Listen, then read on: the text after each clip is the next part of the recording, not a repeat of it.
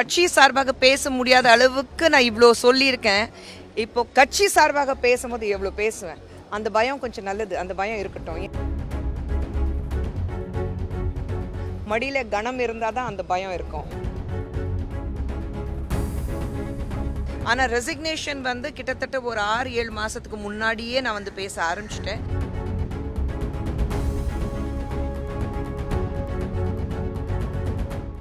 S. ஐயோ, எனக்கு சத்தியமாக தெரியல. நான் ரிசைன் பண்ணியிருக்கேன். நீங்கள் ரிசைன் பண்ணுங்கன்னா யாருமே என்கிட்ட சொல்லலை. ஆனால் ரெசிக்னேஷன் வந்து கிட்டத்தட்ட ஒரு 6-7 மாதத்துக்கு முன்னாடியே நான் வந்து பேச ஆரம்பிச்சிட்டேன்.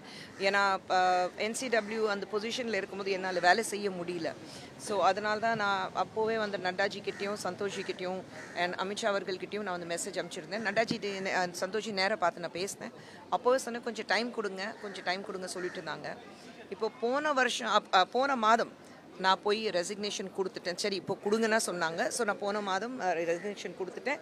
நேற்று தான் அக்செப்ட் பண்ணியிருக்காங்க. ஒரு மாதம் கழிச்சு தான் அவங்களே ரெசிக்னேஷன் அக்செப்ட் பண்ணியிருக்காங்க.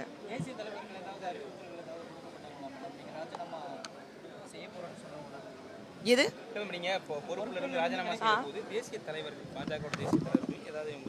இல்லையே, அவங்களுக்கு தெரியும் நான் ராஜினாமா பண்ண போறேன். நான் தெரியும். ஏன்னா ராஜினாமா கடிதம் கொடுக்கும்போது நான் சொல்லி தானே கொடுத்தேன்.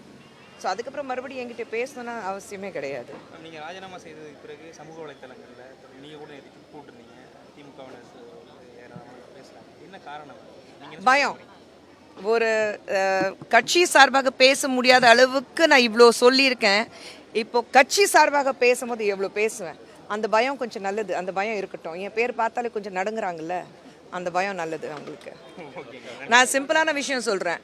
மடியில் கணம் இருந்தால் தான் அந்த பயம் இருக்கும். மடியில் எவ்வளோ கணம் இருக்குது அதை திமுக காரங்களுக்கு தெரியும். அந்த பயத்தில் தான் பேசிகிட்டு இருக்காங்க. பேசிட்டோம். இதுக்கப்புறம் தான் விளையாட்டு ஆரம்பிக்க போகுது. செய்திகளை உடனுக்குடனும் துல்லியமாகவும் தெரிந்து கொள்ள சப்ஸ்கிரைப் பண்ணுங்க.